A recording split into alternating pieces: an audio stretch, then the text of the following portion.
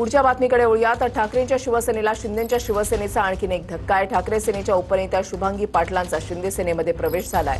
श्रीकांत शिंदेंच्या उपस्थितीमध्ये हा पक्षप्रवेश पार पडला। पक्षप्रवेश करता शुभांगी पाटलांची शिंदे सेनेच्या उपनेतेपदी निवड झालेली आहे।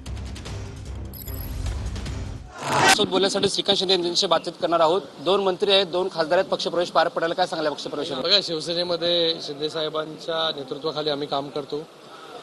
दिघे साहेबांच्या संस्कारामध्ये आम्ही सगळे लोक वाढलेलो आहोत। शिंदे साहेबांनी दोन्ही मंत्री महोदयांना सरनाईक साहेब असतील, गोगावले साहेब असतील, त्याचबरोबर नरेश मस्केजी असेल, मी असेल, त्याचबरोबर आमदार राजेशजी मोरे आहेत, दोन माझी खासदार आहेत। एवढी सगळी ताकद जी आहे शुभांगी ताईंच्या मागे जी आहे ती या ठिकाणी शिंदे साहेबांनी उभी केलेली आहे। कारण की प्रत्येक कार्यकर्ता हा शिवसेनेसाठी महत्त्वाचा असतो।